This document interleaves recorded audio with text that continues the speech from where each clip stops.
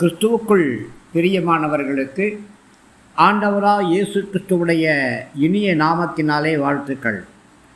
காலை நேர தியானமாக நாம் எடுத்துக்கொண்ட வேத பகுதி ஏசாயாவுடைய தீர்க்கதரிசன புஸ்தகம் 30ஆம் அதிகாரம் 18ஆம் வசனம். ஆனாலும் உங்களுக்கு இறங்கும்படி கர்த்தர் காத்திருப்பார், உங்கள் மேல் மனதுருகும்படி எழுந்திருப்பார். கர்த்தர் நீதி செய்கிற தேவன், அவருக்கு காத்திருக்கிற அனைவரும் பாக்கியவான்கள். பிரியமானவர்களே, இந்த காலை வேளையிலே நம்பிக்கை ஊட்டக்கூடிய வார்த்தைகளை கர்த்தர் உங்களுக்கு கொடுக்கும்படியாக விரும்புகிறார்.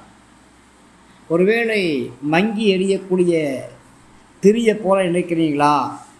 நெறிந்த நாணலை போல காணப்படுறீங்களா? இனி அவ்வளவுதான், எனக்கு எந்த ஒரு நம்பிக்கையோ பிடிப்போ இல்லை அப்படின்னு எண்ணிக்கொண்டிருக்கிறீங்களா? இந்த காலை வேளையிலே உங்களை பார்த்து தான் கர்த்தர் சொல்கிறார்.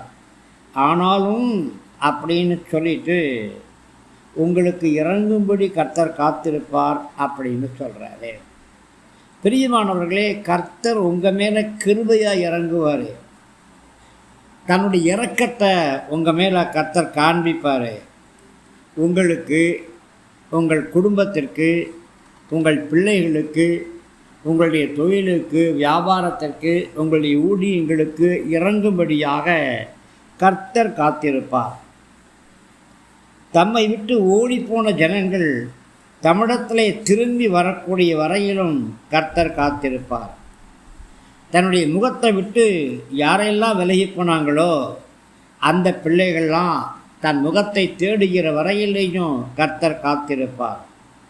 உங்கள் மேலே மனதுருகும்படி கர்த்தர் எழுந்திருப்பார். தம்முடைய இரக்கத்தோடு உங்களை சந்திக்க கர்த்தர் ஆயத்தமாக இருக்கிறாரு. மாம்சமான சகலமான பேர்களே, கர்த்தருக்கு முன்பாக மௌனமாயிருங்கள், அவர் தமது பரிசுத்த ஸ்தலத்திலிருந்து எழுந்தருளினார் என்று சொல்லி சகரியா 2:13 சொல்லப்பட்டிருக்கிறது. உங்களை, உங்கள் பிள்ளைகளை ரட்சிக்கும்படியாக கர்த்தர் எழுந்திருக்கிறாரு. யாரெல்லாம் கர்த்தரை காத்திருக்கிறீங்களோ நீங்கள் அத்தனை பேரும் பாக்கியவான்கள். உங்களுடைய கூப்பிடுதலுடைய சத்தத்துக்கு கர்த்தர் உருக்கமாக இறங்கி கொண்டிருக்கிறாரு. கண்டிப்பாக ஜெபங்களுக்கு கர்த்தர் மறு உத்தரவு கொடுத்து கொண்டே இருக்கிறாரு. கர்த்தருடைய பிள்ளைகளாகிய நாம் அவரை நோக்கி பார்த்தால், அவரை நோக்கி கூப்பிட்டால் போதும், இதோ நான் இருக்கிறேன் என்று சொல்லி உங்களுக்கு பதில் அருளுவார்.